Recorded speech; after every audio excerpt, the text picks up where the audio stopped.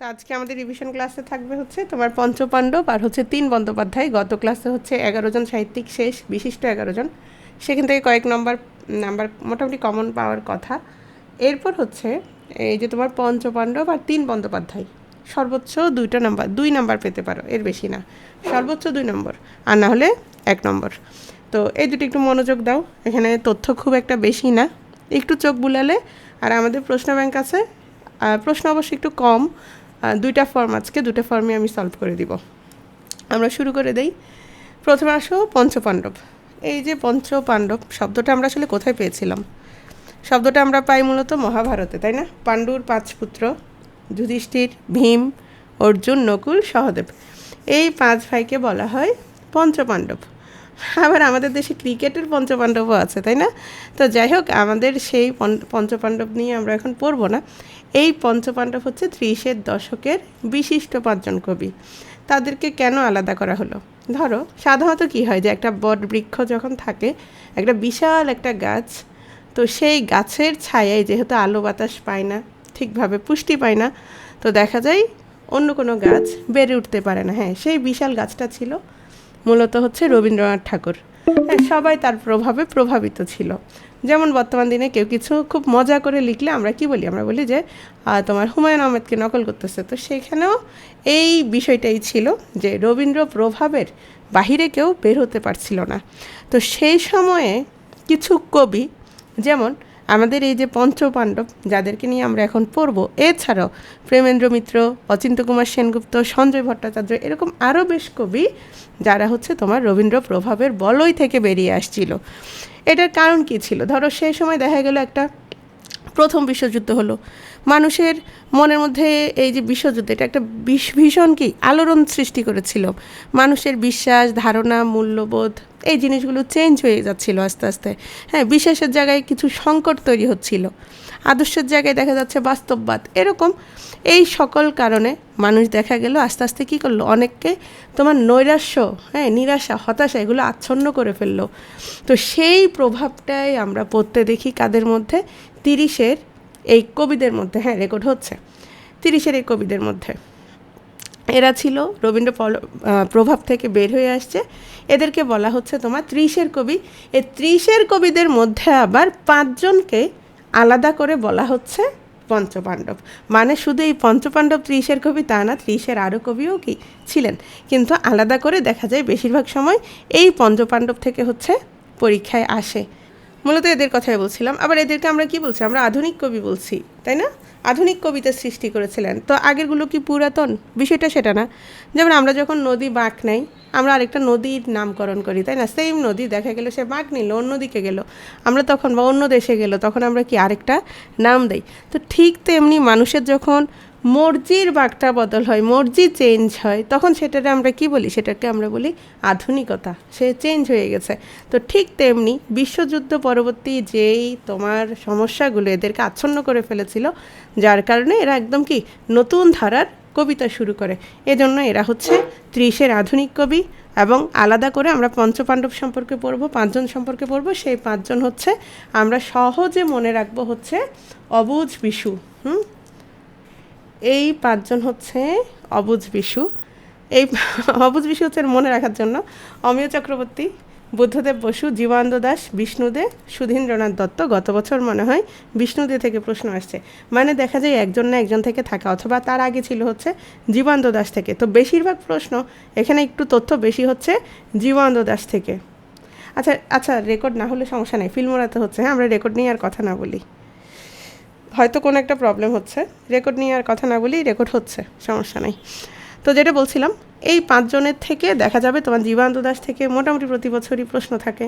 বুদ্ধদেব বসু আরও ইম্পর্টেন্ট, আরও না, মানে মোটামুটি সবাই ইম্পর্টেন্ট, কিন্তু তথ্য জীবানন্দ দাশের তুলনায়, বুদ্ধদেবের তুলনায় অন্যান্যদের আর একটু কম। তাহলে কম যেহেতু, এগুলো আমরা একটু ভালো করে পড়ব। আচ্ছা, এদেরকে বলা হয়ে থাকে কল্লোল গোষ্ঠীর লেখক। এরা আসলে দীনেশ রঞ্জন দাশের কল্লোল পত্রিকায় ঘিরে এদের উত্থান। শুধু যে কল্লোল পত্রিকায় লিখতো তা না, কালী কলমে লিখতো, প্রগতিতে লিখতো, সংহতি পত্রিকায় লিখতো, এরকম অনেক পত্রিকায় লিখতো। তো সেই সময়ের, তো এর মধ্যে এই কল্লোল পত্রিকাটা বেশ জনপ্রিয় ছিল দীনেশ রঞ্জন দাশের। এই নামটাও একটু মনে রাখবা। হ্যাঁ, কল্লোল পত্রিকাটা মনে রাখবা। আর এদের উত্থান ঘটেছিল হচ্ছে 1923 সালের এই কল্লোল পত্রিকা ঘিরে, যার কারণে এদেরকে বলা হয় কল্লোল গোষ্ঠীর লেখক। যদি বলা হয় পঞ্চ পাণ্ডবকে কি বলা হয় বা 30-এর দশকের কবিদের কি বলা হয়, তাহলে আমরা এটা মনে রাখবো, তারা হচ্ছে কল্লোল গোষ্ঠীর লেখক। প্রথমে আমরা যাকে নিয়ে পড়ব তিনি হচ্ছেন জীবনানন্দ দাশ। হ্যাঁ, মানে জীবনের আনন্দ, দেখো কিন্তু তিনি আসলে আনন্দ পাচ্ছিলেন না, তিনি একদম হতাশায় ডুবেছিলেন, একদম অন্ধকারে ডুবেছিলেন। এবং তিনি সেই সময়ে এতটা জনপ্রিয় ছিল না, যেমন রবীন্দ্রনাথ ঠাকুর, তিনি কিন্তু জীবদ্দশায় তার জনপ্রিয়তা তিনি দেখে গেছেন। কিন্তু এই যে জীবনানন্দ দাশ, তিনি একেবারে অন্ধকারে আচ্ছন্ন ছিলেন। তিনি তার এই যে এত জনপ্রিয়তা, সেটা কিন্তু তিনি দেখে যান নাই। তিনি মূলত জনপ্রিয় হয়েছেন হচ্ছে মৃত্যুর পরে। এখন আসলে জীবনানন্দ দাশ সম্পর্কে কী ধরনের প্রশ্ন আসতে পারে? প্রথমত আমরা সালটা মনে রাখবো, 1899। আরও একজন আছেন, তিনি হচ্ছেন কাজী নজরুল ইসলাম। তাহলে এই সালটা দুজন বিখ্যাত কবির জন্য ইম্পর্ট্যান্ট। তাহলে সালটা আমরা মনে রাখবো। আর মনে রাখবো হচ্ছে বরিশাল, বরিশাল শব্দটা আমরা মনে রাখবো, শেষ। আর তার আদি নিবাস ছিল বিক্রমপুরের গাঁওপাড়া গ্রামে। ওকে, জীবনানন্দ দাশ কীভাবে মারা গিয়েছিলেন? তিনি হচ্ছেন 1954 সালে ট্রাম দুর্ঘটনায় মারা গিয়েছিলেন। এটা নিয়ে অনেক মতভেদ আছে, আসলেই কি তিনি এটা কি অ্যাক্সিডেন্ট ছিল নাকি সুইসাইড ছিল, কারণ তিনি বারবার বারবার মৃত্যুর কথা লিখেছেন তার কবিতায়। যখন গিয়েছে ডুবে পঞ্চমীর চাঁদ, মরিবার হইল তার স্বাদ। আবার দেখো, পাই নাই কিছু ঝরা ফসলের বিদায়ের গান, তাই গেয়ে যায় আমি মরণেরে ঘিরে আমার সপ্তপদী। বারবার বারবার বারবার তার কবিতায় কিসের কথা আসছে? মৃত্যু কথা আসছে। যদি কোনো প্রশ্ন আসে যে বারবার কার কবিতায় মৃত্যু চিন্তাটা উঠে আসছে, তিনি ছিলেন হচ্ছে জীবনানন্দ দাশ। ঠিক আছেন? তো সেই সময় মানে অনেকের মতে হচ্ছে তিনি আসলে সুইসাইড করেন নাই। সুইসাইড যদি কেউ করে থাকে, তার হাতে কি ডাব থাকবে? তিনি যখন ট্রাম দুর্ঘটনায় পতিত হন, তখন তার হাতে হচ্ছে ডাব ছিল। আবার অনেকে বলে থাকেন যে গত 100 বছরেও কোনো কি ট্রাম দুর্ঘটনা হয়নি, কেউ মারা যায়নি, তাহলে তিনি কেন মারা যাবেন? অনেকে বলে থাকেন যে তিনি সেই সময় অন্যমনস্ক হয়ে গিয়েছিলেন, যে কোনো কিছু একটা ঘটতে পারে। তো সাথে সাথে কিন্তু মারা যায়নি। পরবর্তীতে কলকাতার শম্ভুনাথ হসপিটালে নিয়ে যাওয়া হয়। সেখানে তোমরা নাম শুনেছ সজনীকান্ত দাশ, শনিবারের চিঠির যে সম্পাদক, উনি একদম সাথে সাথে পাশে ছিলেন। কিন্তু ওনার শেষ মুহূর্তে ওনার স্ত্রী কিন্তু শেষের দিকে ছিলেন না সাথে। আচ্ছা, যাই হোক, এতটুকু আমাদের দরকার নেই। আমাদের দরকার হচ্ছে তার কবিতায় কোন বিষয়গুলো উঠে এসেছে। আর যেহেতু পংক্তি থেকে আসে, এইটা একটু মনে রাখতে পারো। হ্যাঁ, গেয়ে যায় এই যে তোমার মরণেরে ঘিরে এই মোর সপ্তপদী, এটা হচ্ছে ঝরা ফসলের গানে লিখেছে। আচ্ছা, তার কবিতায় তাহলে কোন বিষয়গুলো উঠেছে? প্রেম, নারী, রোমান্টিকতা, ভালোবাসা, দেশাত্মবোধ। আমরা তার রূপসী বাংলার কবিতা দেখি, তাই না? তো এখানে এছাড়া উঠে যে বিষয়টা আরও ঘুরে ফিরে বারবার উঠে আসছে, সেটা হচ্ছে মৃত্যু। তার পিতার নাম সত্যানন্দ দাশ, মাতা হচ্ছে কুসুম কুমারী দাশ। এর মধ্যে কুসুম কুমারী দাশ ইম্পর্ট্যান্ট, কারণ তিনি নিজেও একজন কবি ছিলেন। আর স্ত্রী হচ্ছে লাবণ্যগুপ্ত, ছদ্মনাম হচ্ছে স্ত্রী কালপুরুষ, এগুলো একটু কম আসে। ডাকনাম মিলু, এটাও তেমন আসে না। পারিবারিক পদবী ছিল দাশগুপ্ত, তিনি জীবান্ত দাস লিখতেন, কোনোভাবেই দন্তস্ব দিবা না, এটা তালব্যস্য। ওকে, তাহলে এতটুকু আমাদের দরকার। চলে আসছি, এখানে দরকার নাই, হ্যাঁ, এইটা দরকার। রবীন্দ্রনাথ তার কবিতাকে বলেছেন চিত্ররূপময় কবিতা। আমরা যখন তার কবিতা পড়ি, চুল তার কবেকার অন্ধকার, বিদিশার নিশা, মুখ তার শ্রাবস্তির কারুকার্য। দেখো, তার কবিতাগুলো যখন পড়ি, আমাদের মধ্যে একটা চিত্র, দেখো তুমি কিন্তু হয়তো অনেকে জানে না যে বিদিশাটা কি। বিদিশা হচ্ছে একটা প্রাচীন নগরী, তাই না? আবার শ্রাবস্তি, এটাও কি? এটা হচ্ছে কৌশল রাজ্যের, প্রাচীন কৌশল রাজ্যের একটা নগরী। রবীন্দ্রনাথ তার কবিতাকে বলেছে চিত্ররূপময় কবিতা। আমরা যখন তার কবিতা পড়ি, দেখো তুমি চিনো বা না চিনো, বিদিশা, শ্রাবস্তি, এই যে বললাম, দেখা গেল আমাদের মানে চোখের মধ্যে একটা চিত্র ভেসে আসে। চিত্ররূপময় কবিতা বলেছেন রবীন্দ্রনাথ, খুব ইম্পর্ট্যান্ট। হ্যাঁ, আসে অনেক সময় এই ধরনের। বুদ্ধদেব বসু কবিকে বলেছেন নির্জনতম কবি। একদম কি, তুমি যখন ওনার কবিতাগুলো পড়বা, উনি এত চুপচাপ ঠান্ডা, ওনার কবিতাগুলো কি নির্জনতম কবি বলেছেন কে? বুদ্ধদেব বসু, খুব ইম্পর্ট্যান্ট এটা, বুদ্ধদেব বসু। শুদ্ধতম কবি বলেছেন হচ্ছে অন্নদাশঙ্কর রায়। আবার এই শুদ্ধতম কবি নামে বই লিখেছেন হচ্ছে আব্দুল মান্নান সৈয়দ। মানে এই স্লাইডটার প্রতিটা লাইন ইম্পর্ট্যান্ট। চিত্ররূপময় কবিতা কে বলেছেন? রবীন্দ্রনাথ ঠাকুর। নির্জনতম কবি কে বলেছেন? বুদ্ধদেব বসু। শুদ্ধতম কবি বলেছেন অন্নদাশঙ্কর রায়। আর আব্দুল মান্নান সৈয়দ হচ্ছে এই নামে বই লিখেছেন, শেষ। শুদ্ধতম কবি আর দরকার নাই এখানে, এটা একটু মনে রাখো, যদিও আসার সম্ভাবনা কম। তিনি দৈনিক স্বরাজ পত্রিকার সাহিত্য সম্পাদক ছিলেন। এবং এই যে শুদ্ধতম কবি, এটা অলরেডি বলেছি, আব্দুল মান্নান সৈয়দ এই বইটা লিখেছেন ওনাকে নিয়ে। ক্লিন্টন বি সিলি, এই প্রশ্নটা একবার আসছে। বিদেশি গবেষক ক্লিন্টন বি সিলি তাকে নিয়ে গবেষণা করেছেন। এই লাইনটা অবশ্যই মনে রাখবে। ওনার যেহেতু বনলতা সেন কবিতাটা খুব বেশি ইম্পর্ট্যান্ট, খুব বেশি বিখ্যাত, তাহলে এডগার অ্যালান পো টু হেলেন অবলম্বনে হচ্ছে এই বনলতা সেন কবিতাটা তিনি রচনা করেছেন। তাহলে এডগার অ্যালান পো আর টু হেলেন, এই নামগুলো মনে রাখতে হবে, ঠিক আছে। উপাধি, অনেকগুলো উপাধি আছে, আমরা সহজে যদি মনে রাখতে চাই সেটা হচ্ছে রুনি ধুতি পরে, রূপসী বাংলার কবি, নির্জনতার কবি, ধূসর কবি, তিমির হননের কবি, শুদ্ধতম কবি, পরাবাস্তববাদের কবি। তাহলে রূপসী বাংলা আমরা দেখলেই বুঝে যাব, চিনে যাব। তাহলে বলো তো নির্জনতার কবি কে বলেছেন? বলো, কে বলেছেন? বুদ্ধদেব বসু। শুদ্ধতম কবি কে বলেছেন? অন্নদাশঙ্কর রায়। এই নামে বই কে লিখেছেন? আব্দুল মান্নান সৈয়দ। শেষ, হয়তো আর লিখতে হবে না। ওনার প্রথম কবিতা হচ্ছে বর্ষ আবাহন। কার প্রথম কবিতা কোনটা, এগুলো যদি এসে থাকে সেটা রবীন্দ্রনাথেরটা আসবে, নজরুলেরটা আসবে, জীবনানন্দ দাশেরটা নাও আসতে পারে। তারপরেও চোখ বুলাইছো, শেষ, মনে থাকবে হয়তো। এটা হচ্ছে বর্ষ আবাহন, 1919 সালে প্রকাশিত হয়। এইটাও অনেক পরে খুঁজে টুজে বের করা হয়েছে। এটা আসলে ওই যে আমরা শ্রী দেখলাম না, ওনার ছদ্মনাম, এই শ্রী নামে তিনি এটা লিখেছিলেন। কাব্যগ্রন্থ হচ্ছে 7টি, টিএম করতে হবে, মানে ঠাডা মুখস্থ করতে হবে। নিচের কোনটি জীবনানন্দ দাশের কাব্যগ্রন্থ, অথবা নিচের কোনটি জীবনানন্দ দাশের প্রবন্ধ গ্রন্থ, এই টাইপের করে প্রশ্ন আসতে পারে। হ্যাঁ, কাব্যগ্রন্থ নয়। যেমন কবিতার কথা, কবিতার কথা এটা হচ্ছে মানে প্রবন্ধ গ্রন্থ। হ্যাঁ, তাহলে প্রশ্ন আসতে পারে যে নিচের কোনটি কাব্যগ্রন্থ নয়, দেখা গেলে একটা কবিতার কথা দিয়ে দিতে পারে। তাহলে প্রথম হচ্ছে ঝরা পালক, এটা হচ্ছে না প্রথম কাব্যগ্রন্থ। বনলতা সেন, সবাই পারবা, এটা যেটা পারো সেটা নিয়ে মাথা ঘামানোর দরকার নেই। মহাপৃথিবী, তারপর হচ্ছে রূপসী বাংলা, এটাও পারবা। 7টি তারা, তিমির, বেলা অবেলা, কালবেলা, আর হচ্ছে ধূসর পাণ্ডুলিপি। ঝরা পালক এটা হচ্ছে তার প্রথম কাব্য। হ্যাঁ, এটাতে হচ্ছে তিনি রবীন্দ্রনাথ, নজরুল, সত্যেন্দ্রনাথ দত্তকে অনুসরণ করেছেন। তারপর হচ্ছে এই নামের এই কাব্যের মাধ্যমেই ওনার যেহেতু তোমার পদবী ছিল দাশগুপ্ত, তখনই তিনি দাস ব্যবহার করা শুরু করেন। দরকার নাই, এইভাবে আসবে না, এটা তোমাদের বলা আর কি। তোমরা জাস্ট মনে রাখবো যে প্রথম কাব্যগ্রন্থ কোনটা, ঝরা পালক। শেষ। রূপসী বাংলা, এটা খুব ইম্পর্ট্যান্ট। এখানে হচ্ছে তোমার মূলত স্বদেশপ্রীতি এবং নিসর্গ মাতা। স্বদেশপ্রীতি তো বুঝো, আর নিসর্গ কি, প্রকৃতির কথা উঠে আসছে এখানে। নিসর্গ মানে প্রকৃতি। এবং এটার নাম ছিল আসলে বাংলার ত্রস্ত নীলিমা। এটা হচ্ছে পরবর্তীতে তার ভাই মনে হয় প্রকাশ করেছিল, কারণ এটা হচ্ছে ওনার মৃত্যুর পরে এটা আবিষ্কৃত হয় পাণ্ডুলিপিটা। ওই যে তিনি কি ছিলেন, একদম নির্জন কবি, মানে তিনি খুব লাজুক টাইপের ছিলেন। তিনি কি ছিলেন, একদম মানে হতাশায় বলা যায় আচ্ছন্ন ছিলেন। তার কবিতায় বারবার মৃত্যুর কথা উঠে আসছে। তাহলে এই পাণ্ডুলিপিটাও কি তার মৃত্যু পরবর্তীতে এটা প্রকাশিত হয়েছে, কিন্তু নাম ছিল বাংলার ত্রস্ত নীলিমা, পরবর্তীতে প্রকাশিত হয়েছে রূপসী বাংলা নামে। না, জীবনানন্দর আগে আর কিছু হয় নাই। বনলতা সেন, এখানে 30টা কবিতা আছে। ভারতীয় পুরাণের বিভিন্ন বিষয়, যেমন বিদিশা, শ্রাবস্তি, হ্যাঁ, এরকম বিভিন্ন বিষয় উঠে আসছে।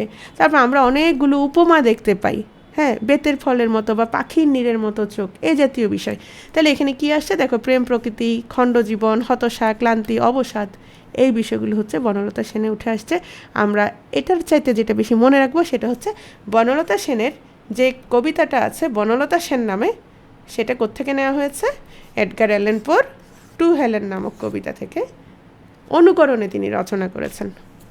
ধূসর পাণ্ডুলিপি, এটার একটা বিখ্যাত কবিতা হচ্ছে মৃত্যুর আগে। এই যে আমরা বলি রবীন্দ্রনাথ ঠাকুর ওনাকে বলেছেন, ওনার কবিতাকে বলেছেন চিত্ররূপময়। এই কবিতাটা, এই যে মৃত্যুর আগে, এই কবিতাটা হচ্ছে ছাপানো হয়েছিল বুদ্ধদেব বসু 30-এর আরেক কবির কবিতা পত্রিকায়। কবিতা হচ্ছে কার পত্রিকা, এটা মনে রাখতে হবে, এটা আসতে পারে আর কি, বুদ্ধদেব বসুর কবিতা পত্রিকা। এই কবিতা পত্রিকাতে মৃত্যুর আগে কবিতাটা ছাপানো হয়েছিল, আর সেটা পড়েই হচ্ছে রবীন্দ্রনাথ ঠাকুর বলেছিল চিত্ররূপময় কবিতা। তাহলে এই যে আমরা তাহলে বুঝে গেলাম, যেমন চিত্ররূপময় কে বলেছিলেন, এটা অনেকবার, বা এটা কমন প্রশ্ন, যদি আরেকটু ভেতর থেকে আসে তাহলে আসতে পারে যে কোন কবিতাটি পড়ে বলেছিলেন, সেটা হচ্ছে মৃত্যুর আগে। ওনার উপন্যাস মাল্যবান, সতীর্থ, কল্যাণী। তাহলে এই 3টা একটু কেন মনে রাখবা, ওই যে নিচের কোনটি জীবনানন্দ দাশের উপন্যাস নয় বা কাব্যগ্রন্থ নয়। হ্যাঁ, তাহলে এটা কোন ধরনের রচনা, যেমন মাল্যবান কোন ধরনের রচনা, তাহলে এটা কি, এটা হচ্ছে উপন্যাস। কবিতার কথা কোন ধরনের রচনা, প্রবন্ধ গ্রন্থ।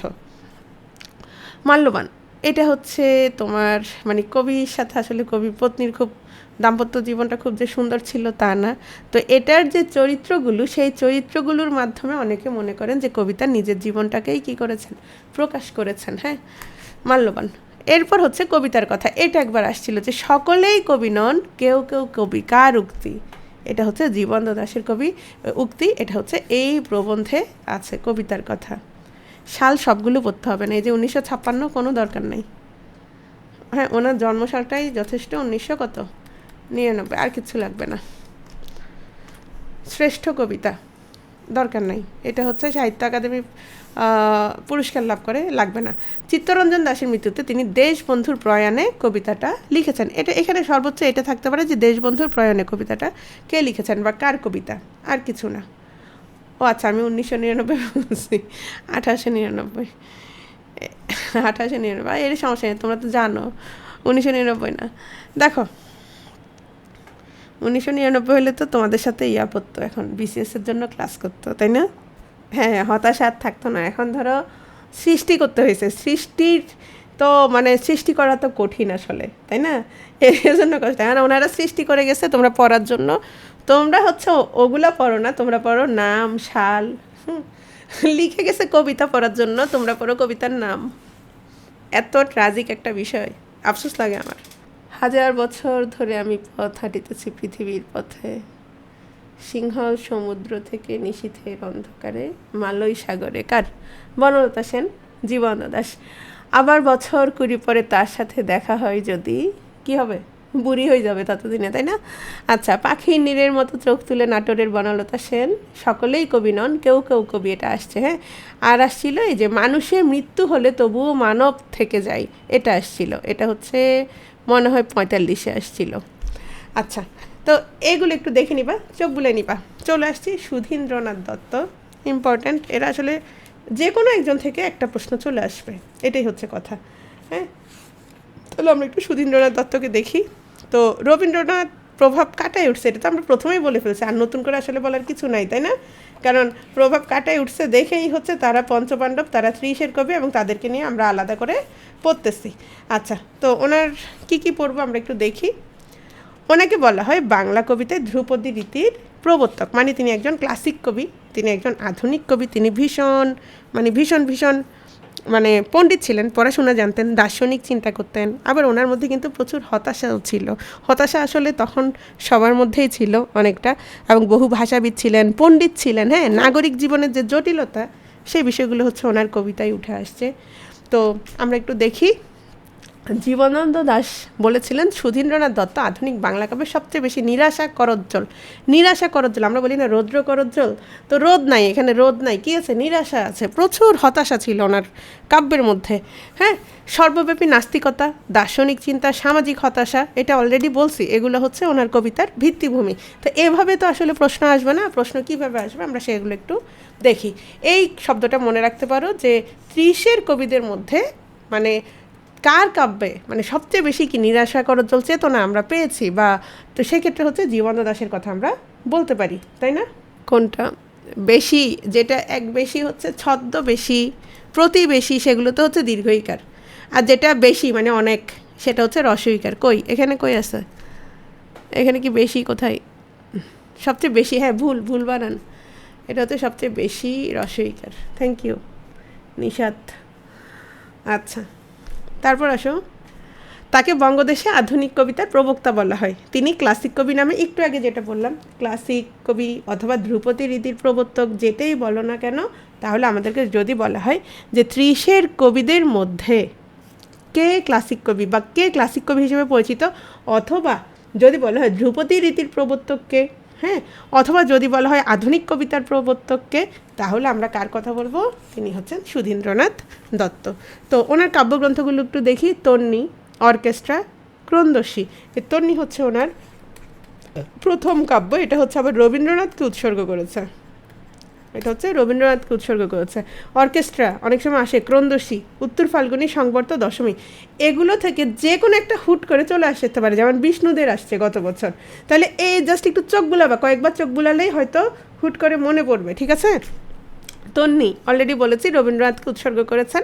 এবং তিনি লিখেছেন রবীন্দ্রনাথ ঠাকুরের শ্রীচরণে অর্ঘ্য ঋণ শোধের জন্য নয়, ঋণ স্বীকারের জন্য।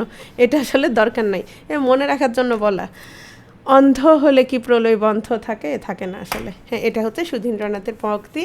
পঙ্ক্তি থেকে অনেক সময় প্রশ্ন থাকে, উক্তি পঙ্ক্তি থেকে একটা প্রশ্ন থাকে অনেক সময়। এবং তিনি একটা ভালো কাজ করছেন তোমাদের জন্য, সেটা হচ্ছে তিনি কোনো উপন্যাস লিখেন নাই, তাহলে ঝামেলা শেষ। আমরা কিছু কাব্য পড়েছি ওনার। হ্যাঁ, কী কী কাব্য পড়লাম? আমরা পড়লাম যে তন্নি, অর্কেস্ট্রা, ক্রন্দশী, ফাল্গুনী, সংবর্ত, এগুলো পড়লাম। আর কি কি জানলাম? তিনি হচ্ছেন তোমার আধুনিক কবিতার প্রধান প্রবক্তা বলা হয় ওনাকে। তাহলে আধুনিক, আধুনিক শব্দটা যদি থাকে, আবার আমরা ধ্রুপদী বা ক্লাসিক, তাহলে দুটোই মনে রাখলাম যে ক্লাসিক কবি হিসেবে পরিচিত, অথবা ক্লাসিক যেহেতু আসে তাহলে আমরা কি বলবো? ধ্রুপদী রীতির প্রবর্তক। শেষ, তাই না? আর জীবনানন্দ দাশ কী বলেছেন? তিনি আধুনিক বাংলা কাব্যের সবচেয়ে নিরাশাকরোজ্জ্বল চেতনা। নিরাশাকরোজ্জ্বল চেতনা কে বলেছেন? জীবনানন্দ দাশ। চলে আসছি অমিয় চক্রবর্তী। ওনার কাজটা আরও বেশি কঠিন ছিল। তিনি ছিল রবীন্দ্রনাথের সচিব। তো সচিব থাকা অবস্থায় আবার সেই বলয় থেকে বের হয়ে আসছে, এটা একটা ভীষণ বড় ব্যাপার। তো প্রশ্ন যদি থাকে যে 30-এর কবিদের মধ্যে রবীন্দ্রনাথের সচিব কে ছিলেন ব্যক্তিগত, তিনি ছিলেন হচ্ছে অমিয় চক্রবর্তী। হ্যাঁ, তারপর হচ্ছে ওনার কাব্যগ্রন্থগুলো একটু দেখি। খসড়া, এক মুঠো মাটির দেয়াল, এর মধ্যে অনিঃশেষ, পালাবদল। হ্যাঁ, তো এর মধ্যে অনিঃশেষ কাব্যটা একটু ভালো করে মনে রাখবা, কারণ এখানে একটা কবিতা আছে, নাম হচ্ছে বাংলাদেশ, যেটা অক্ষরবৃত্ত ছন্দে রচিত। কোন ছন্দ এটা আসবে না, আসলে আসতে পারে যে বাংলাদেশ কবিতাটি কার, অথবা তোমার 30-এর কোন কবি লিখেছেন বাংলাদেশ কবিতাটা, আর কোন কাব্যের অন্তর্গত, সেটা হচ্ছে অনিঃশেষ কাব্যের অন্তর্গত। চলে আসছি বুদ্ধদেব বসু। বুদ্ধদেব বসুর একটা নাটক পাঠ্য ছিল আমাদের, তপস্বী ও তরঙ্গিনী। আচ্ছা, বুদ্ধদেব বসু দেখি আমরা।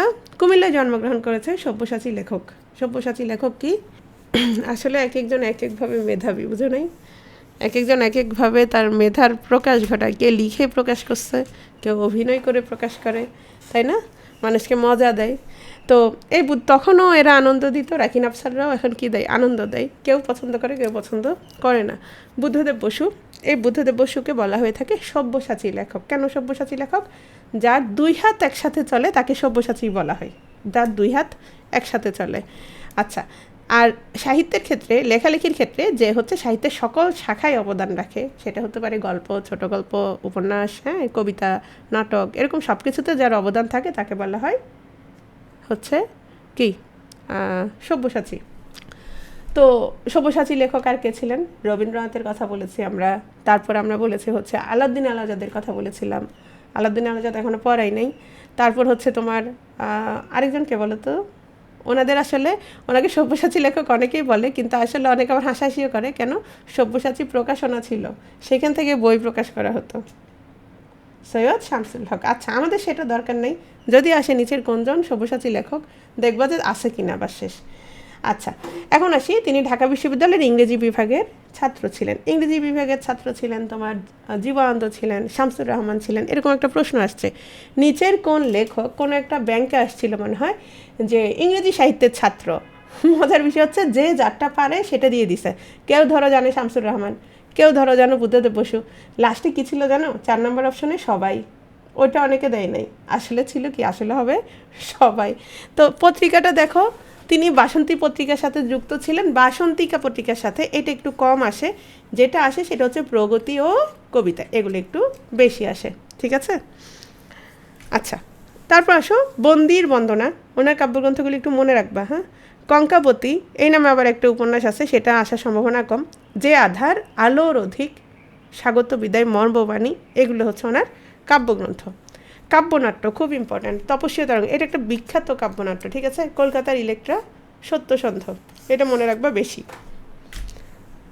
উপন্যাস, নির্জন স্বাক্ষর, জঙ্গম, তিথিডোর, এগুলো অনেক সময় আসে, কম। কম আসে। কেন কম আসে বলি? ওনাদের সম্পর্কে যদি আসে তাহলে কাব্য থেকে বেশি আসবে, কারণ ওনারা হচ্ছেন কবি। বুঝতে পেরেছো বিষয়টা? কাব্য থেকে আসার সম্ভাবনাটা বেশি। যেমন ধরো রবীন্দ্রনাথের যে কোনো কিছু থেকে আসতে পারে। আবার ধরো তোমার এটার নাম কি, বঙ্কিম, তাহলে বঙ্কিমের উপন্যাস থেকে আসার সম্ভাবনা বেশি। বুঝতে পেরেছ?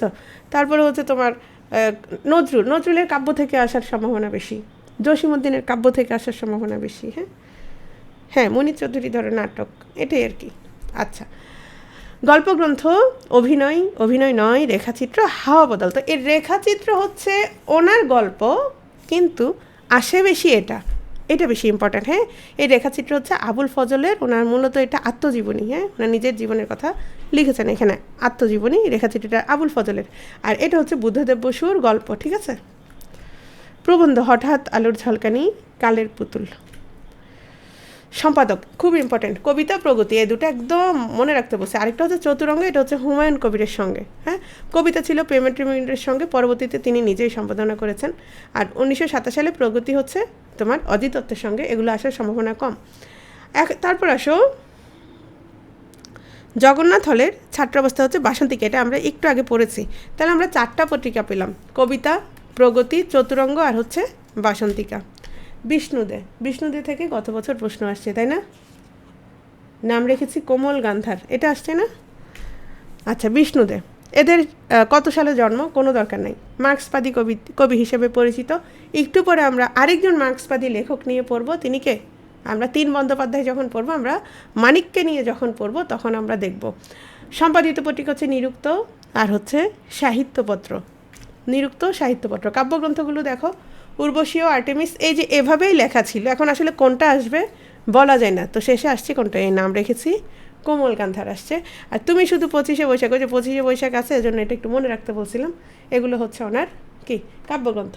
আচ্ছা, এখানে রুচি ও প্রগতি, এটা হচ্ছে প্রবন্ধ, আসার সম্ভাবনা কম। হ্যাঁ, তারপর আলাদা করে দিই, রুচি ও প্রগতি, এটা হচ্ছে প্রবন্ধ। তারপর হচ্ছে সাহিত্যের ভবিষ্যৎ, এগুলো প্রবন্ধ, ঠিক আছে। এটা কাব্য। ওকে, চলে আসছি 3 বন্দ্যোপাধ্যায়। তাহলে দেখো, আমরা যদি প্রশ্ন করি তোমাদেরকে, যদি বলি নিরুক্ত কার পত্রিকা, বলো কার সম্পাদিত পত্রিকা? 30-এর দশকের নিরুক্ত সাহিত্যপত্র কার? শোনাচ্ছে না আমাকে? বিষ্ণুদে, ভেরি গুড, বিষ্ণুদে। তপস্বী তরঙ্গিনী কোন ধরনের রচনা?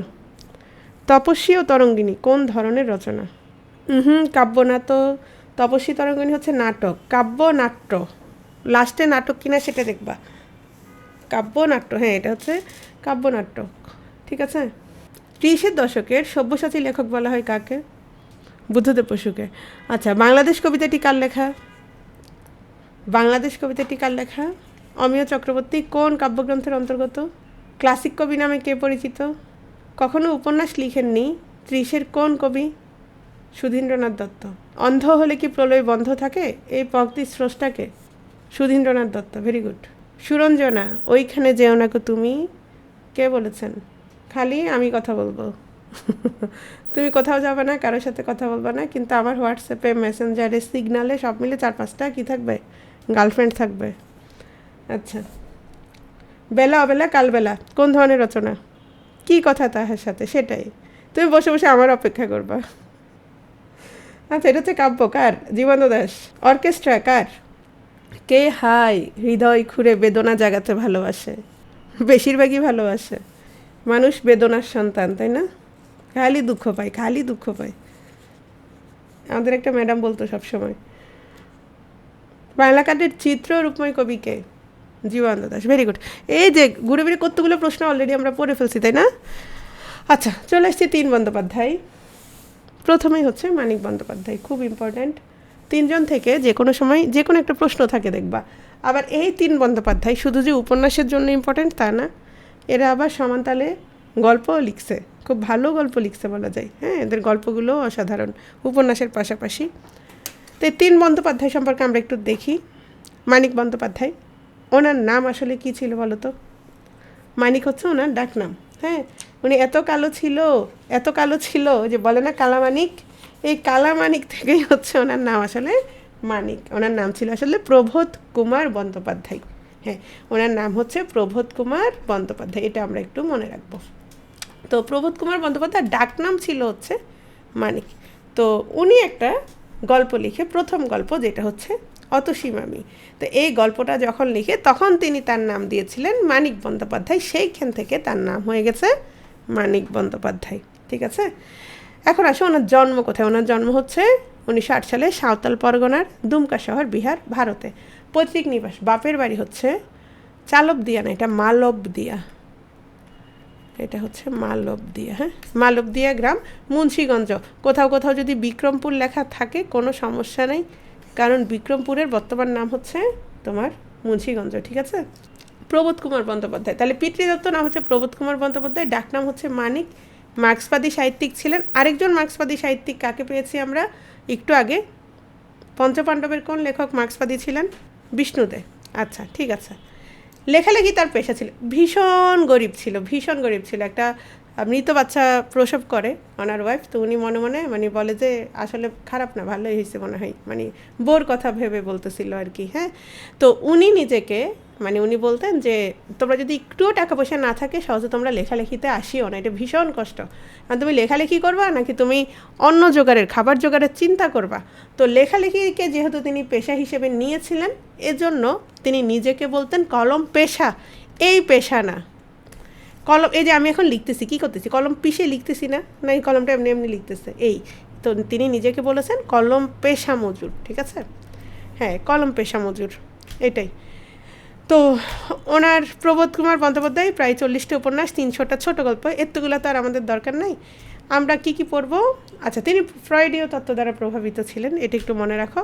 আর তার প্রথম যে গল্পগ্রন্থ অতসী মামি ও অন্যান্য গল্প, ঠিক আছে, বন্ধুদের সাথে বাজি রেখে হচ্ছে তিনি এই অতসী মামি গল্পটা লিখেছিলেন, এবং সেখান থেকে তিনি আস্তে আস্তে তিনি কি সাহিত্যের পথে যাত্রা শুরু করেন।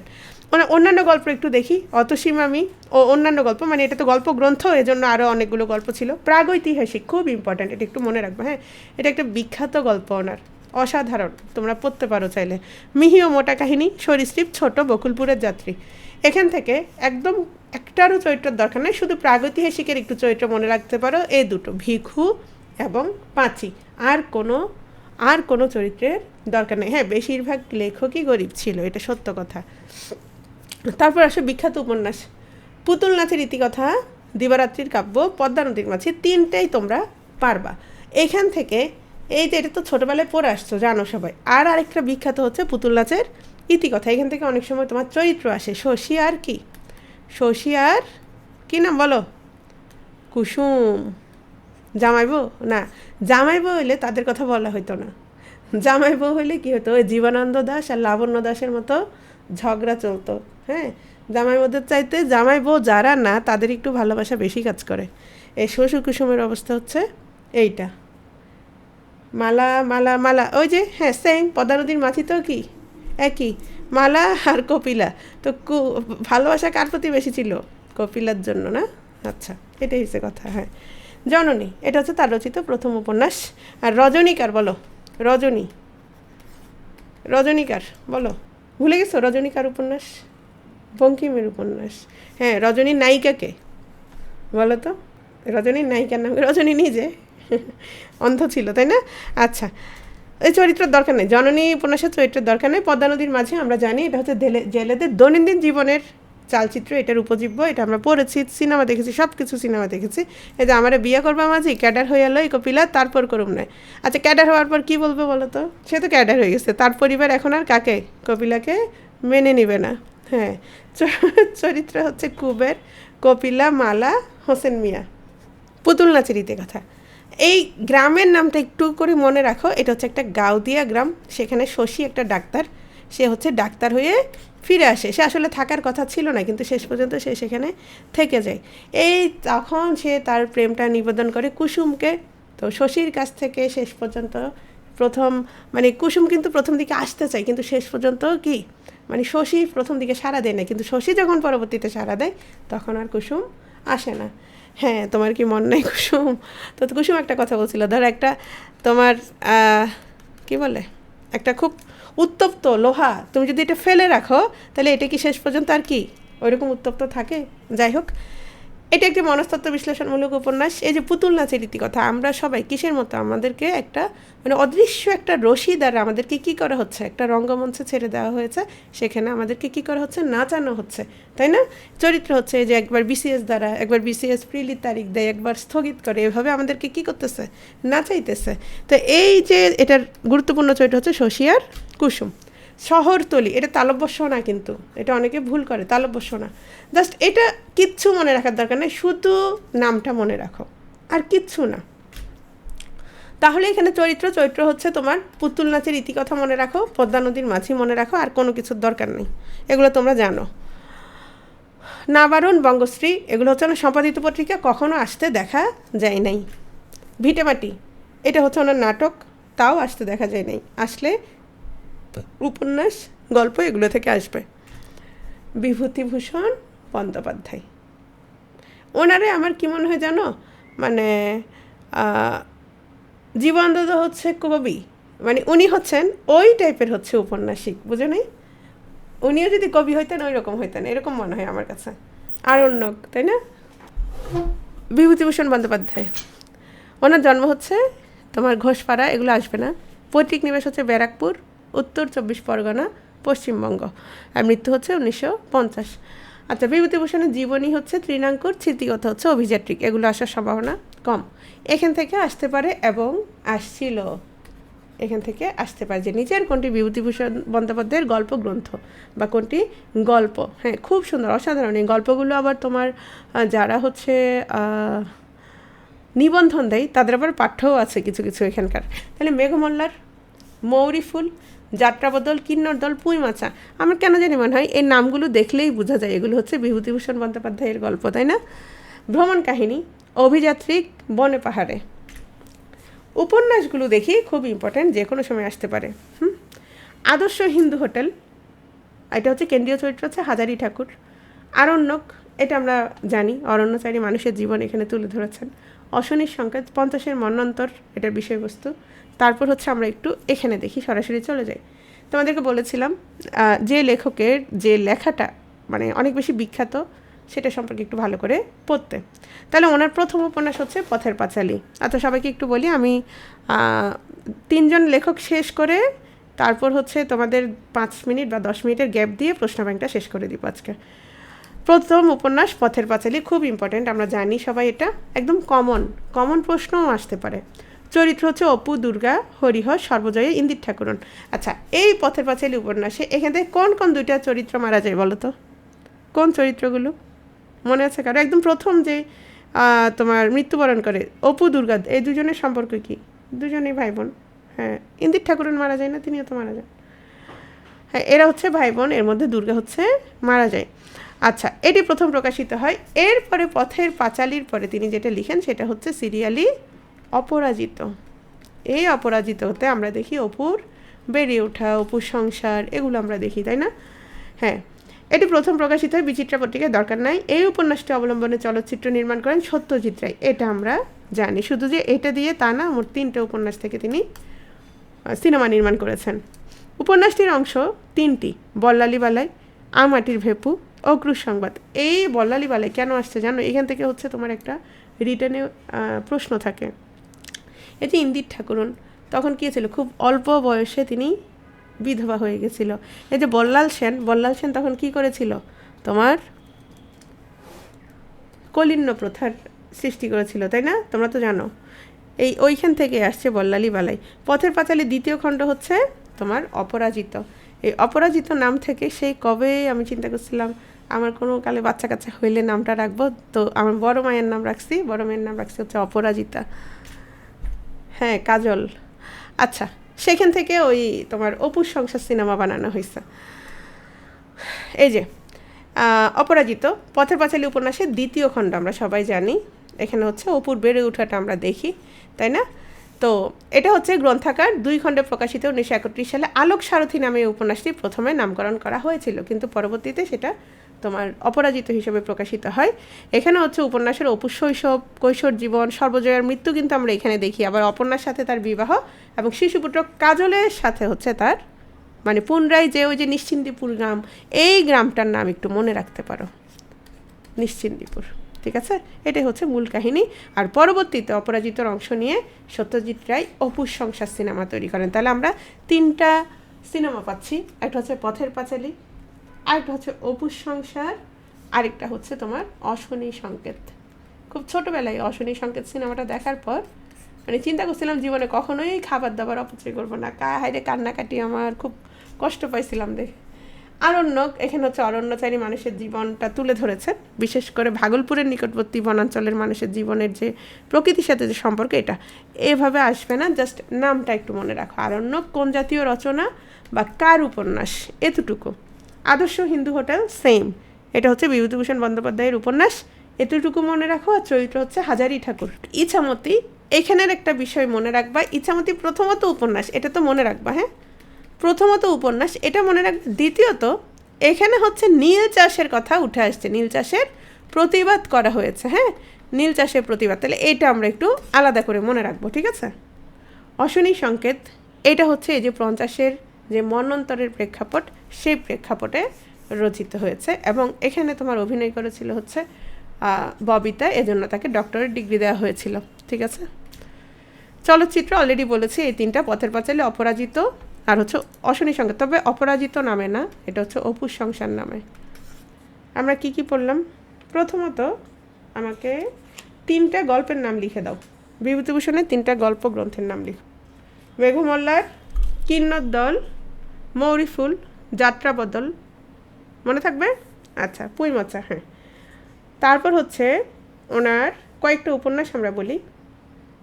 পথের পাঁচালী, দ্বিতীয় খণ্ড হচ্ছে অপরাজিত, তারপর হচ্ছে তোমার অশনি সংকেত, আরণ্যক, তারপর হচ্ছে দৃষ্টিপ্রদীপ, ইছামতি। তাহলে তোমার নীলকরদের কথা কোথায় উঠে আসছে, কোন গল্পে, কোন উপন্যাসে? ইছামতি। আদর্শ হিন্দু হোটেলের নায়ককে, চরিত্রকে? হাজারি ঠাকুর। তারাশঙ্কর বন্দ্যোপাধ্যায়, তারাশঙ্কর বন্দ্যোপাধ্যায় হচ্ছে ওনার জন্ম বীরভূমের পশ্চিমবঙ্গে, এটা একটু ইম্পর্টেন্ট, হ্যাঁ, কারণ ওই অঞ্চলের কথা, রাঢ় অঞ্চলের কথাই হচ্ছে তার রচনায় বারবার বারবার উঠে আসছে। আর মৃত্যু হচ্ছে 1971, এটা একটু মনে রাখো। কেন? এই 1971 নামে আবার ওনার একটা উপন্যাস আছে, 1971 নামে ওনার একটা উপন্যাস আছে, হ্যাঁ, আর ওনার মৃত্যুও হচ্ছে 1971। তারাশঙ্কর বন্দ্যোপাধ্যায়ের উপন্যাসগুলো দেখো। ধাত্রী দেবতা, একটি কালো মেয়ের কথা, এটা হচ্ছে মুক্তিযুদ্ধ নিয়ে। গণদেবতা, মন্বন্তর, পঞ্চগ্রাম, কবি, বিখ্যাত একটা উপন্যাস। হাঁসুলিবাগের উপকথা, খুবই বিখ্যাত, এটাও আমাদের অনার্সে পাঠ্য ছিল, হ্যাঁ। এই কবি হচ্ছে কবিয়ালদের নিয়ে, যদি প্রশ্ন আসে, মানে কবিয়ালদের নিয়ে কোন উপন্যাস, এই জাতীয় কোনো কিছু যদি প্রশ্ন আসে, তাহলে আমরা কোন কথা বলবো? আমরা কবির কথা বলবো। তাহলে একটু দেখি। তারাশঙ্কর বন্দ্যোপাধ্যায়, চৈতালি ঘূর্ণি, তারপর হচ্ছে তোমার, এটা তার প্রথম প্রকাশিত উপন্যাস। ধাত্রী দেবতা, এটার কাহিনী দরকার নাই, হ্যাঁ, প্রেক্ষাপট দরকার নেই একদমই। ওনার ত্রয়ী উপন্যাসগুলি একটু মনে রাখো, সেটা হচ্ছে ধাত্রী দেবতা, গণদেবতা, পঞ্চগ্রাম। আত্মজীবনীমূলক উপন্যাস হচ্ছে কালান্তর। কবি, এটা হচ্ছে একটা ডোম সম্প্রদায়ের একজন ছেলে, যার নাম হচ্ছে নিতাই। সেই যুবকে, ডোম সম্প্রদায় থেকে সাধারণত কবি হবে কেউ, এই বিষয়টা কেউ মেনে নিতে পারে না, হ্যাঁ। সেই নিতাই যখন কবি রূপে প্রতিষ্ঠা পায়, এবং দুটো নারীর সঙ্গে তার যে সম্পর্ক বিষয়ক উপাখ্যান, এটাই হচ্ছে এই উপন্যাসের মূল বিষয়। তো এটার খুব বিখ্যাত উক্তি, এই ক্ষেত মোর মনে, ভালোবেসে মিটল না স্বাদ, কুলালো না এই জীবনে, হাই জীবনে তো ছোট কেনে এই ভুবনে। জীবন ছোট কখন মনে হয়? আসলে ভালো থাকলে মনে হয়, তাই না? ভালোবাসা থাকলে মনে হয়, কষ্টে থাকলে মনে হয় জীবনে তো বড় কেনে। আচ্ছা, তো এখানে আর একটা আছে হাঁসুলিবাগের উপকথা, এটা হচ্ছে কাহার বা পালকি বাহকদের জীবন কাহিনী নিয়ে লেখা। চরিত্র হচ্ছে করালি, মোরল, বানোয়ারি। এই উপন্যাসটা পড়তে পড়তে, মানে আমি রাতে শুরু করছিলাম, একদম সকাল হয়ে গেছে, তখন উপন্যাসটা যখন শেষ হচ্ছিল, আমার চোখ দিয়ে টপ টপ টপ টপ করে পানি পড়তেছিল। মানে আস্তে আস্তে পুরাতন ভেঙে যাবে, নতুনের সেখানে আগমন ঘটবে, মানে এটা আমরা কেউ রোধ করতে পারবো না, কিন্তু এটা ঘটবে। আবার এই বিষয়টা খুবই কষ্টের, তাই না? এটা খুবই কষ্টের।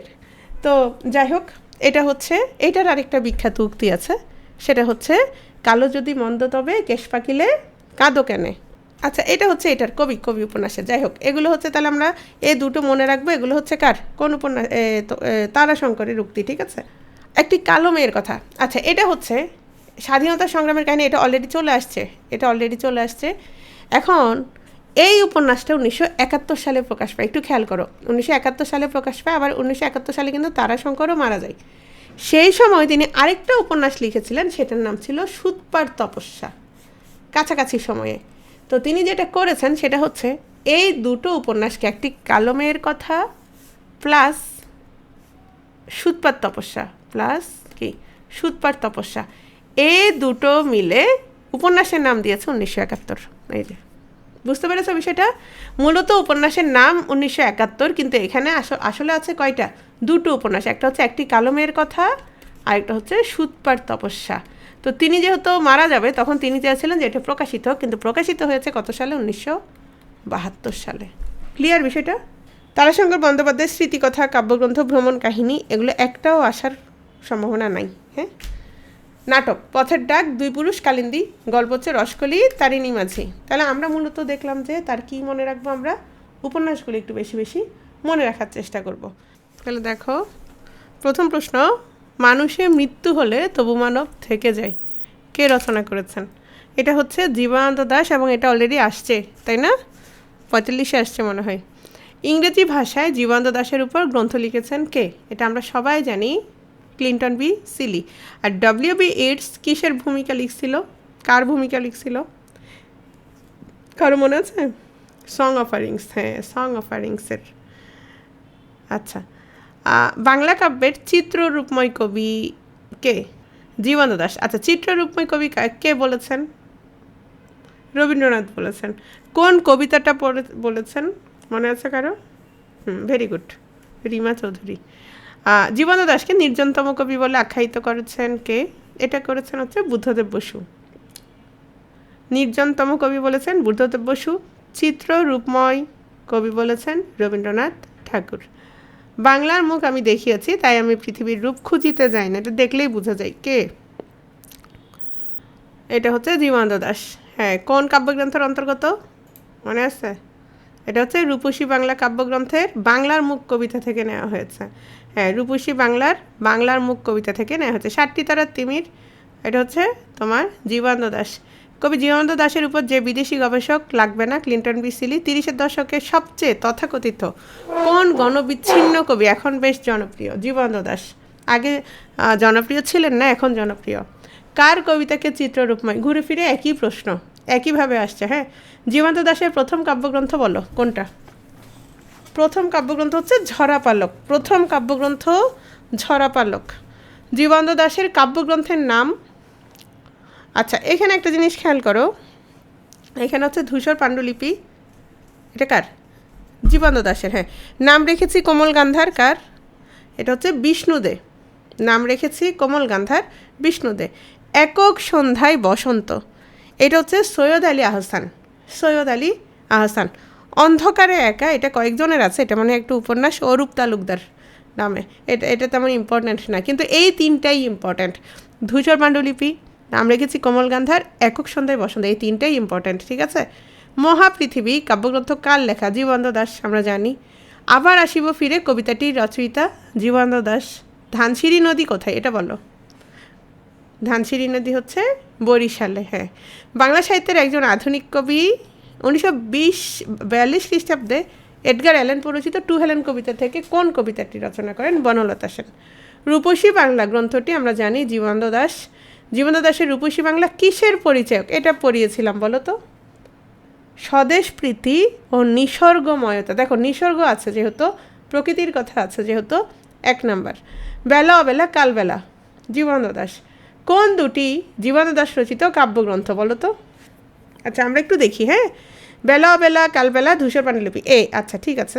বনলতা সেন হচ্ছে জীবনানন্দ দাশের, কিন্তু কবিতার কথা কি কাব্যগ্রন্থ? দুটোই জীবনানন্দ দাশের। দেখো, বনলতা সেন এবং কবিতার কথা দুটোই জীবনানন্দ দাশের, কিন্তু কবিতার কথা হচ্ছে প্রবন্ধ, তাই না? প্রবন্ধ গ্রন্থ। আচ্ছা, ঝরাপালক হচ্ছে জীবনানন্দ দাশের, ঠিক আছে, কিন্তু রাখালিকার গতকাল পড়েছো, তাই না? জসিমউদ্দিনের, ভেরি গুড। ছাড়পত্রকার? ছাড়পত্র ছাড়পত্র হচ্ছে, বলো, সুকান্তর, ভেরি গুড। হ্যাঁ, তাহলে আর হচ্ছে বনলতা সেন হচ্ছে তোমার জীবনানন্দ দাশ। তাহলে আমরা মোটামুটি এগুলো পারি, কমন আছে, কিন্তু এগুলো কিন্তু ইম্পর্ট্যান্ট। এখানে যে তোমার কাব্যগ্রন্থগুলোর নাম আছে সবগুলোই মোটামুটি ইম্পর্ট্যান্ট। জীবনানন্দ দাশের প্রবন্ধ গ্রন্থ কোনটি? কবিতার কথা। সকলেই কবি নন, কেউ কেউ কবি। কোনটি উপন্যাস নয়? আচ্ছা, খেয়াল করো, দিবারাত্রির কাব্য কার বলো তো? কার উপন্যাস? মানিকের উপন্যাস। হ্যাঁ, হাসিলি বাঁকের উপকথা কার উপন্যাস? তারাশঙ্করের উপন্যাস। কবিতার কথা প্রবন্ধ, ঠিক আছে, জীবনানন্দ দাশের। পথের পাঁচালী হচ্ছে বিভূতিভূষণের উপন্যাস। তাহলে এখানে 3 বন্দ্যোপাধ্যায়ের উপন্যাস আমরা পেলাম। কোনটি জীবনানন্দ দাশের কাব্যগ্রন্থ নয়? সোনালী কাবিন। সোনালী কাবিন কার আসবে এবার? সোনালী কাবিন কার এবার আসবে? আল মাহমুদ। হ্যাঁ, আল মাহমুদ থেকে এবার আসবে। অনেকদিন আসে নাই তো, বঞ্চিত ছিল। আচ্ছা, কোনটি জীবনানন্দ দাশের কাব্যগ্রন্থ নয়? বেলা শেষের গান, সত্যেন্দ্রনাথের। আচ্ছা, কোনটি জীবনানন্দ দাশের কাব্যগ্রন্থ নয়? অর্কেস্ট্রা। অর্কেস্ট্রা কার? অর্কেস্ট্রা উত্তর ফাল্গুনী সংবর্তাগুলো কার? হ্যাঁ, সুধীন্দ্রনাথ দত্ত। Very good. সুরঞ্জনা ওইখানে যেও না কো তুমি কার? জীবনানন্দ দাশ। আবার আসিব ফিরে, এটা জীবনানন্দ দাশ। এগুলো হচ্ছে, এই প্রশ্নগুলো একটু প্যাটার্নটা চেঞ্জ করতে হবে, মানে ঘুরে ফিরে খালি জীবনানন্দ দাশ জীবনানন্দ দাশ। জীবনানন্দ দাশ প্রধানত কিসের কবি? ভাবের কবি, প্রকৃতির কবি, মানুষের কবি। কিসের? প্রকৃতি, বা নিসর্গ যদি থাকতো নিসর্গ।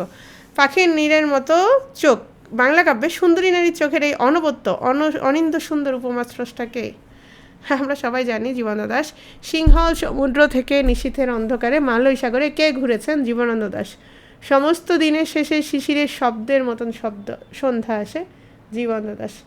কে হায় হৃদয় খুঁড়ে বেদনা জাগাতে ভালোবাসে, কবিতাটি কোন কবির রচনা? জীবনানন্দ দাশ। এগুলারে চেঞ্জ করে করতে হবে কোন কবিতার অন্তর্গত, বুঝতে পারছো? হ্যাঁ। 1899 খ্রিস্টাব্দে জন্মগ্রহণ করেছেন কোন দুজন কবি? বি কাজী নজরুল, জীবনানন্দ দাশ। কোন কবির মাও একজন কবি? জীবনানন্দ দাশ। সবগুলোর উত্তর হচ্ছে জীবনানন্দ দাশ। কী নাম কবির মায়ের? কী নাম? আমাদের দেশে হবে সেই ছেলে কবে, কথাই না বড় হয়ে কাজে বড় হবে। কুসুম কুমারী দাস। জীবনানন্দ দাশের জন্ম কোন জেলায়? বরিশালে। বনলতা সেন কার রচনা? জীবনানন্দ দাশ। অন্ধ হলে কি প্রলয় বন্ধ থাকে? কে বলেছেন? অন্ধ হলে কি প্রলয় বন্ধ থাকে কার রচনা? সুধীন্দ্রনাথ দত্ত। Very good. আচ্ছা, কখনো উপন্যাস লিখেননি? সুধীন্দ্রনাথ। তন্নি কাব্যের কবিকে? প্রথম কবিতা, তাই না? আচ্ছা, কলকাতার হাতিবাগানে কোন কবির জন্ম? কে জন্মাইছে হাতিবাগানে? সুধীন্দ্রনাথ দত্ত। এটা আসবে না, তাও মনে রাখো। পঞ্চপাণ্ডবের একজন নয় কে? ঈশ্বরচন্দ্র গুপ্ত। তিনি হচ্ছেন যুগ সন্ধিক্ষণের কবি। ক্লাসিক কবি নামে পরিচিত কে? সুধীন্দ্রনাথ দত্ত। ধ্রুপদী রীতির প্রবর্তক, বাংলা কাব্যে আধুনিকতার জনক। জীবনানন্দ দাশ বলেছেন তিনি হচ্ছেন বাংলা কাব্যের কি? নিরাশা করজ্জ্বল চেতনা। রবীন্দ্রনাথ যুগের অন্যতম প্রধান আধুনিক কবি যিনি রবীন্দ্রনাথের ব্যক্তিগত সচিব ছিলেন তিনি কে? অমিয় চক্রবর্তী। তপস্বী তরঙ্গিনী নাটকটির রচয়িতাকে? বুদ্ধদেব বসু। কী ধরনের নাটক? এটা একটা কাব্যনাট্য। বাংলাদেশ কবিতাটি কার লেখা? অমিয় চক্রবর্তী। কবিতা পত্রিকার সম্পাদককে? কবিতা, ওনার আরও দুটো পত্রিকার নাম লিখো। ওনার আরও দুটো পত্রিকার নাম লিখো। বুদ্ধদেব বসুর প্রগতি, আরেকটা লিখো। বাসন্তিকা হচ্ছে প্রথম দিকের। হ্যাঁ, থ্যাংক ইউ। সবাই মোটামুটি সবাই পাচ্ছ। বুদ্ধদেব বসু যে পত্রিকা সম্পাদনা করতেন তার নাম কি? এই যে বাসন্তিকা চলে আসছে এখানে। তিথিডোর গ্রন্থের রচয়িতাকে? বুদ্ধদেব বসু। তিথিডোর হচ্ছে কোন ধরনের রচনা? তিথিডোর কোন ধরনের? উপন্যাস। Very good. কোন কবি পঞ্চপাণ্ডবদের একজন? আবার আসতে পারে একজন নয়, এভাবেও আসতে পারে। বুদ্ধদেব বসু।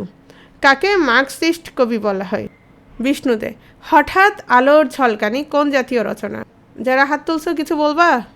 মেসেজ লিখো। এই হঠাৎ আলোর ঝলকানি এখানে কি হবে? না, আমরা যেহেতু এখন বুদ্ধদেব বসু পড়তেছি, তাহলে বুদ্ধদেব বসুর কী ছিল এটা? কালের পুতুল। কালের পুতুল কী হবে বলো তো? তাও কি? প্রবন্ধ। হঠাৎ আলোর ঝলকানি প্রবন্ধ, ঠিক আছে। তিনি আবার রবীন্দ্রনাথকে নিয়ে অনেক প্রবন্ধ লিখছে, সেগুলো অবশ্যই এখানে দিই নাই।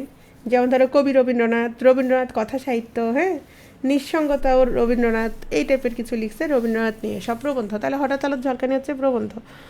রেখাচিত্র গল্পগ্রন্থটির রচয়িতাকে? রেখাচিত্র অলরেডি বলেছিলাম, একটা হচ্ছে তোমার আত্মজীবনী ছিল, আর এটা হচ্ছে গল্পগ্রন্থ। তাহলে এখানে হচ্ছে বুদ্ধদেব বসু। চোরাবালি কাব্যগ্রন্থটির রচয়িতাকে? চোরাবালি বিষ্ণুদে। এদের কবিতা থেকে বেশি আসবে, কাব্যগ্রন্থ থেকে আসবে, গল্প থেকে কম আসবে। সাহিত্যপত্র পত্রিকাটির প্রকাশককে? নিরুক্ত আর হচ্ছে সাহিত্যপত্র, এগুলো কার? বিষ্ণুদে। ঠিক আছে, এরপর চলে যাচ্ছি 3 বন্দ্যোপাধ্যায়। তোলচিত্রের ভূত গল্পটি কার লেখা? মানিক বন্দ্যোপাধ্যায়। প্রাগৈতিহাসিক কার লেখা? প্রাগৈতিহাসিকের দুটো চরিত্রের নাম লিখো। ভিখু আর হচ্ছে ইন্দির ঠাকুরন সর্বজয়া চরিত্রে দেখা পাওয়া যায় কোন উপন্যাসে? পথের পাঁচালী। তারাশঙ্কর বন্দ্যোপাধ্যায় রচিত কবি উপন্যাসের উপজীব্য কি? একদম ডোমের জীবনগাথা নাকি কবিয়ালের জীবনগাথা? এই কবিয়ালেরই জীবনগাথা, যার নাম বলো। নিতাই। নিতাইয়ের জন্ম হচ্ছে ডোম সম্প্রদায়ে, তার জন্ম ছিল। ঠিক আছে। এই ক্ষেত মোর মনে ভালোবেসে মিটল না, আশ কুলালো না এ জীবনে, হায় জীবনে তো ছোট কেন এ ভুবনে। তারাশঙ্কর। কালো যদি মন্দ তবে কেশ ফাঁকিলে কান্দ কেন, কোন রচনা থেকে নেওয়া হয়েছে? কবি। Very good. আচ্ছা, এই ক্ষেত মোর মনে, এটা আবার আসছে তারাশঙ্কর। বিভূতিভূষণ বন্দ্যোপাধ্যায় তার কোন উপন্যাসে নীলকরদের বিরুদ্ধে প্রতিবাদ জানিয়েছে? এটা হচ্ছে ইছামতি। ঠিক আছে। তাহলে ইছামতি কোন ধরনের রচনা? উপন্যাস। আরণ্যক কোন ধরনের রচনা? উপন্যাস। এটা যাত্রা দল হবে নাকি অন্য একটা শব্দ হবে? কি হবে এটা? হ্যাঁ, কিন্নর দল। তাহলে কি হবে বলো তো? কোন ধরনের উপন্যাস? গল্প। আচ্ছা, জমিদার দর্পণ কার? জমিদার দর্পণ কোন জাতীয় রচনা? দীনবন্ধুর। কে বলছে দীনবন্ধু? মীর মশাররফ হোসেনের নাটক, এবং এই নাটকে জমিদার দর্পণে সর্বপ্রথম আমরা কোন ধরনের চরিত্র দেখতে পাই বলো তো? মুসলিম চরিত্রের দেখা পাই আমরা। হ্যাঁ। আচ্ছা, এই দর্পণটা কেন? গতকাল মীর মশাররফের ক্লাস আমি নিই না। ধরো নীল দর্পণ, দীনবন্ধুর নীল দর্পণে আমরা কি দেখলাম? দর্পণে হচ্ছে যেটা দেখা যায়, তাই না? হ্যাঁ। তো আমরা দর্পণে দেখছি হচ্ছে নীলদের যে অত্যাচার, সেটা দেখছি নীল দর্পণে। আর জমিদার দর্পণে তাহলে কি দেখলাম? জমিদারদের অত্যাচার। বুঝো নাই? তাহলে জমিদার দর্পণে কি দেখাইছে সে? জমিদারদের অত্যাচার দেখাইছে। আচ্ছা, মানিক বন্দ্যোপাধ্যায় রচিত উপন্যাস কোনটি? উপন্যাস। আচ্ছা, নয় কোনটি? হ্যাঁ, এই নয় অনেক সময় চোখে পড়ে না। সমুদ্রের স্বাদ। মার্কসিজম দ্বারা প্রভাবিত কোন লেখক? মানিক। পুতুল নাচের ইতিকথা উপন্যাসের চরিত্র। আচ্ছা, এগুলো একটু আলোচনা করি, একটু খেয়াল করো। এই চরিত্র সবগুলো ইম্পর্টেন্ট, একটু খেয়াল করো সবাই। মুনিম ও সালমা, এরা হচ্ছে আরেক ফাল্গুন। এরা হচ্ছে জহির রায়হানের আরেক ফাল্গুন উপন্যাসের চরিত্র। ঠিক আছে। শর্মিলা ও উর্মিলা রবীন্দ্রনাথ ঠাকুরের দুই বোন উপন্যাসের চরিত্র। শশী কুসুম পুতুল নাচের ইতিকথার চরিত্র। কপিলা মালা এগুলো হচ্ছে পদ্মা নদীর মাঝির চরিত্র, দুই বোন তাও। কোনটি তারাশঙ্কর বন্দ্যোপাধ্যায় রচিত ত্রয়ী উপন্যাসের অন্তর্ভুক্ত নয়? সূর্য দেবতা। ঠিক আছে। অরণ্যবন্যী উপন্যাসে কোন বিদ্রোহের কথা বলা হয়েছে? সাঁওতাল বিদ্রোহ। সাঁওতাল বিদ্রোহের কথা। তারাশঙ্কর বন্দ্যোপাধ্যায়ের উপন্যাসগুলোতে কোন অঞ্চলের? আমি তোমাদের বলেছিলাম কোন অঞ্চলের? রাঢ় অঞ্চলের। ঠিক আছে। প্রবোধ কুমার বন্দ্যোপাধ্যায় রচিত বিজ্ঞান মনস্ক উপন্যাস কোনটি? পুতুল নাচের ইতিকথা, অনেক মনস্তাত্ত্বিক উপন্যাস। তারাশঙ্কর বন্দ্যোপাধ্যায়, আচ্ছা এটা যেটা বলেছিলাম, বাংলাদেশের মুক্তিযুদ্ধ চলাকালে মুক্তিযুদ্ধ নিয়ে একটি উপন্যাস রচনা করেছেন। কি নাম সেটার? শোনো, আমাকে আমার কথাটা আগে শোনো। 1971 বাদ দাও। নামটা কি? উপন্যাসের নাম কিন্তু 1971 না, এটা একটা ভুল। একটি কালো মেয়ের কথা, এটা হচ্ছে মূলত উপন্যাস। এই একটি কালো মেয়ের কথার সাথে আরেকটা জুড়ে দিয়েছে, সেটার নাম হচ্ছে সুতপার তপস্যা। হ্যাঁ, এই দুটো উপন্যাস মিলে একটা উপন্যাস তৈরি করা হয়েছে, সেটার নাম হচ্ছে 1971, যেটা 1972 সালে প্রকাশিত হয়েছে। বুঝতে পেরেছো বিষয়টা? তাহলে 1971 উপন্যাসে আসলে কয়টা উপন্যাস? দুটো উপন্যাস। ঠিক আছে। হ্যাঁ, এটাই। হাঁসুলি বাঘের উপকথা কার লেখা? তারাশঙ্কর বন্দ্যোপাধ্যায়। হাঁসুলি বাঘের উপকথার যদি আমি শুধু দুইটা চরিত্রের কথা বলি, কে কে? করালি আর হচ্ছে বানোয়ারি। একজন হচ্ছে তোমার বিচারক উপন্যাসটি রচয়িতাকে? তারাশঙ্কর। মুক্তিযুদ্ধভিত্তিক উপন্যাস কোনটি? একটি কালো মেয়ের কথা, তাই না? 23 নম্বর তলচিত্র কার? 23 নম্বর তলচিত্র আলাউদ্দিন আল আজাদ। আচ্ছা, এটা আয়না মতির পালা না, এটা হচ্ছে আয়না বিবির পালা হবে। আয়না বিবির পালা হচ্ছে সৈয়দ শামসুল হকের, আর ইছামতি হচ্ছে বিভূতিভূষণের। ঠিক আছে। ডাকঘর করা গল্পটির রচয়িতা কে বলো তো? তারাশঙ্কর। ঠিক আছে। মেঘ মল্লার গল্পটির রচয়িতাকে, এটা আসছিল বিভূতিভূষণ বন্দ্যোপাধ্যায় রচিত উপন্যাস কোনটি? আরণ্যক। রজনীকার? রজনী বঙ্কিম। জননীকার? জননী মানিক ছাড়া কি আর কারো আছে জননী? শওকত ওসমান। Very good. আচ্ছা, বিভূতিভূষণ বন্দ্যোপাধ্যায় রচিত উপন্যাস কোনটি? ইছামতি। নীলকরদের অত্যাচারের কথা কোথায় আসছে? ইছামতীতে। পথের পাঁচালী উপন্যাসের রচয়িতাকে আর লাগবে না। অপু দুর্গা কোন উপন্যাসের লাগবে না। আরণ্যক কার রচনা জানো? বিভূতিভূষণ। চাঁদের পাহাড় কার রচনা বলো? বিভূতিভূষণ। Very good. পথের পাঁচালী কত সালে প্রকাশিত হয়েছে? এটা একটু জাস্ট মনে রাখতে পারো, কারণ এটা একটা বিখ্যাত উপন্যাস তো। কত সালে? 1929 সালে। দিবারাত্রির কাব্য একটি কার বলো তো? কার উপন্যাস এটা? উপন্যাস, কিন্তু কার? মানিক। ভেরি গুড, মানিক। সমুদ্রের স্বাদ মানিক বন্দ্যোপাধ্যায়ের রচিত একটি কী ধরনের, এটা বলো তো? সমুদ্রের স্বাদ গল্পগ্রন্থ। প্রবোধ কুমার কোন সাহিত্যিকের প্রকৃত নাম? মানিক বন্দ্যোপাধ্যায়ের। মানিক বন্দ্যোপাধ্যায় রচিত উপন্যাস কোনটি? জননী। পদ্মা নদীর মাঝি কার লেখা? মানিক বন্দ্যোপাধ্যায়। এটা একটা উপন্যাস। পদ্মা নদীর মাঝি উপন্যাসটি কত সালে? 36 সালে।